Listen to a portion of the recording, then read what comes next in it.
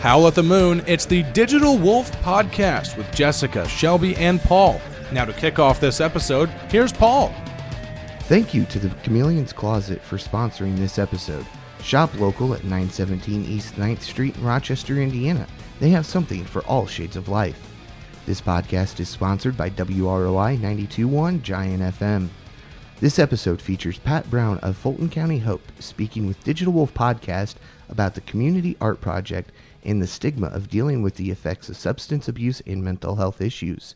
And now we hand it over to Jessica, the reins over, and lead us through this wonderful podcast. All right. Thank you, Paul, and welcome, Pat. Thank you. So we had Pat featured in Digital Wolf magazine in the second edition called Breaking the Barrier, and it was all about mental health and substance use, but we also featured the Community Art Project, and so that's what we're going to be talking about today and how that incorporates mental health and substance use. So if you want to kind of explain what the Community Art Project is in general. Okay. Yeah. First, it isn't my idea. I'm not that smart, but I know a lot of really smart people. There's a group on the East Coast called safeproject.us, and they are specifically focused on solving the opioid crisis or addressing the opioid epidemic. They have tons of resources and tool books, and I've gotten to be friends with half their staff. And one of the efforts that they have seen succeed in larger communities than ours is a community art project. Now, it succeeds for a couple reasons. One, we're addressing stigma because stigma is more responsible for the death than I think the mental health and substance use issues. Stigma causes people not to ask for help. It causes people to perpetuate bad habits. It causes people to do self-harm.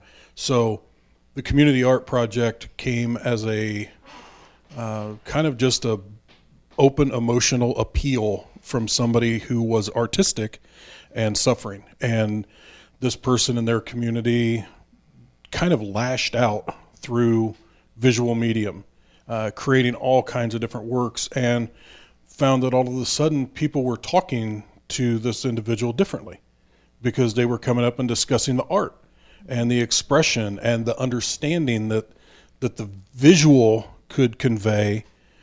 And my favorite part is it touches the brain in a different way. Now, you're not somebody who made horrible decisions and you're a moral failure. You have a story to tell, and humans live for stories. So that's where the thing began. From there, it's gone into a few communities. We're the smallest community that the Safe Project US is aware of to try and start it, but I don't care. Everybody's from somewhere. So I have such high hopes because your network and the artist community around here, I think we even shared, I even have and this came from my side, but we have an artist who works in welding and metals. He couldn't be more excited that maybe he could weld something that was somebody's expression of their experience. So I think we have the opportunity to have something really special. I've talked to the Indiana Newfields. I've talked to the Fort Wayne Museum of Art. I've talked to a couple of the galleries at Purdue, and they've all said, as soon as this is somewhere public, let us know, because this, from an artist perspective, is a fascinating thing to try. From a human aspect, all I want to do is have people talk to people. I don't want people to talk down. I don't want people to ignore. It hasn't worked. We've tried it for 50 years. We've tried it for longer than 50 years. It's a bad way to go, but we're stupid in our habits. This is a way to reach into a bad cycle and break the cycle and turn it from judgment and stigma to conversation and understanding. Well said. Yeah, there are a couple people who have shared their stories with us already, and one project is in the works of being done soon. Yeah. And it's been really neat to see who's all reached out about helping and volunteering as artists. Some of them struggle themselves and even want to do their own stories. Yeah.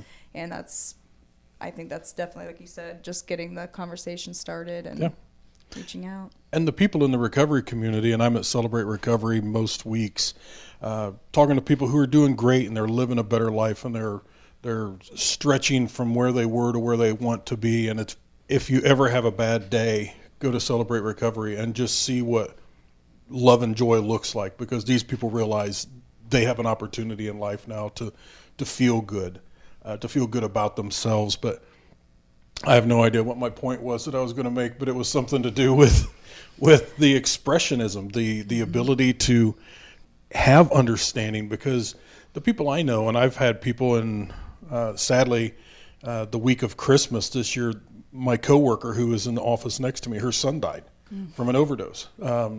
So I've had experience of loss in my family, with friends, coworkers. It's everywhere. Anybody who claims that, well, nobody in my family, they're lying. They're lying to themselves. They're lying to others. It's everywhere. It's on every street. So this project can hopefully make it a human problem, not a those people problem. Right. And like you're saying, like the stigma of people just feeling down about, making the decisions because sometimes it's out of their control. Yes.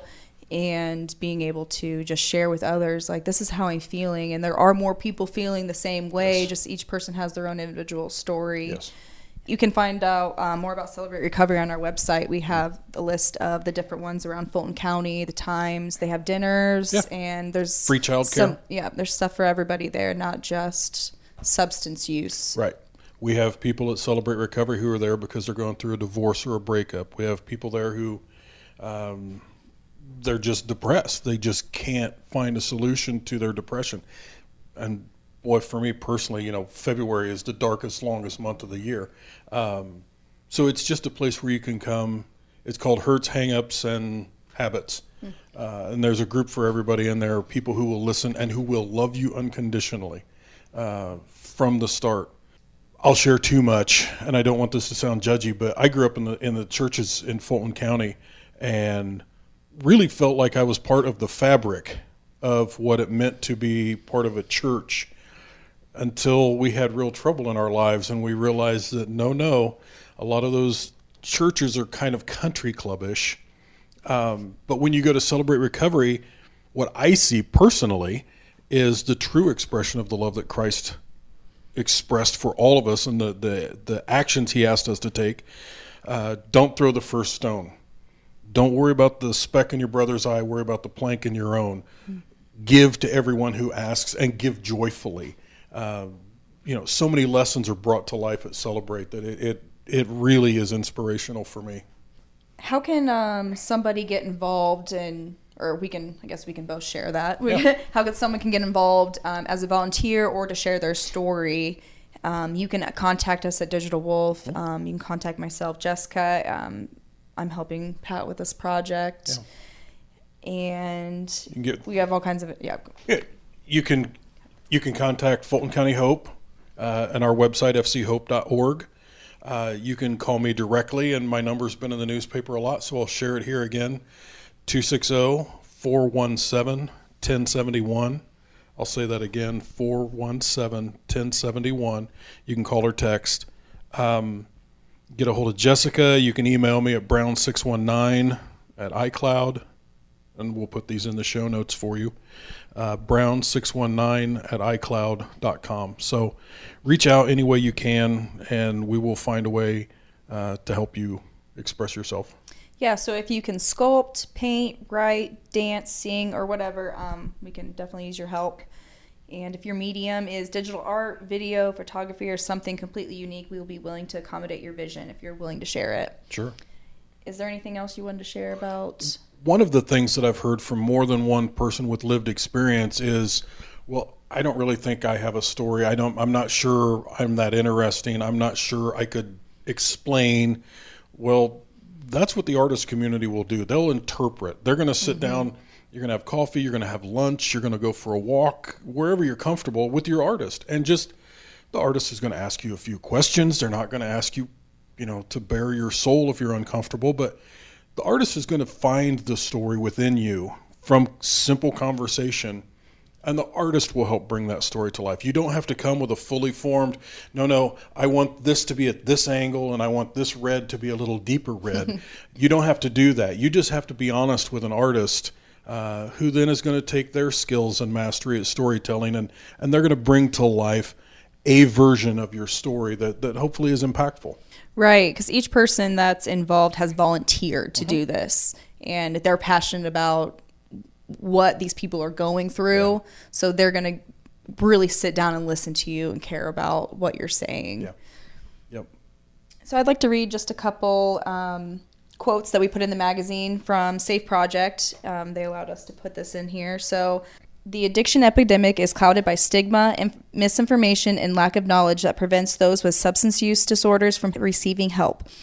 The Be Safe campaign is taking on these issues by providing resources and spreading awareness through a nationwide informational campaign to educate America on all issues in the addiction epidemic. And Fulton County Hope is really similar to that as well. If you want to explain more about what Fulton County Hope is and your involvement and Sure. lead to the group. Sure. Fulton County Hope was founded not to provide services. Fulton County Hope was founded to solve a problem of resource finding. There are dozens, maybe more, of different service providers in Fulton County, but so many of them operate within this office these days a week, or this church these hours per week, or this group, but they only meet every other month. So there was no central repository where people could go to look for help with food, with rent, with mental health issues, with substance use issues. So Fulton County Hope is, our work is to simply be the place you can look to find resources that will help you. We're not replicating, we're not competing, we're simply helping wayfind. So where do you see the projects that are going to be created around here? Where do you see them going? What kind of displays do you picture or envisioning? Right. First will be the library, because they're a willing partner, and a library is and should be the center of a community. It's a free place where you can share knowledge, where you can share expressions, thoughts, and ideas. And our library is really excited to be a venue for us to display these works. From there, I mentioned that we had talked to I've talked to a few other museums and galleries around the state. They're really interested in seeing how this project works out and extending beyond Fulton County to have exhibits and installations in different parts of the state. I think the schools are going to be an important part. When I was a kid in school, and I'm 55 years old when this is being recorded, when I was a kid in school, I kid you not, Drug Education was a 3-fold pamphlet that said, Johnny does drugs, Johnny got arrested, Johnny's bad. I mean, that's really how they treated kids. Kids deserve a lot more respect than that. So putting art in front of the kids and letting them think through it. A lot of them are living through it. Right now in Indiana, there are 44,000 children in foster care as a result of substance use and mental health issues. So it's not like the kids aren't really involved. It's an epidemic. It's just as bad as it can be. We need to give kids an opportunity to experience and try and gain some understanding, but also share what their experience is. If mom gets arrested and the cops are in the house, till 4 a.m, paying attention during Mrs. Smith's 3rd hour English class really isn't a high priority in that child's life, and we need to understand that. So I have high hopes. I really do. The brain works differently when you're passing information versus when you're consuming art. It tickles different neurons and different parts of the brain. So I really hope that we can build a lot of understanding and from there support. All right. Well, thank you so much for Thank sharing you. and joining us. And thanks for the work you're doing and being willing to lead this. I'm very happy to be involved. I appreciate the opportunity. So let's be the voice, start the conversation, and educate each other to create a network of support. Thank you. Thank you. All right. Thanks, Jessica. Thank you, Pat. Look forward to the next episode of Digital Wolf Podcast, as well as the next issue of Digital Wolf Magazine. Oh! Keep howling at the moon. This has been the Digital Wolf Podcast. Stay tuned for another episode, and be sure to pick up the latest edition of Digital Wolf Magazine online at digitalwolfmag.com.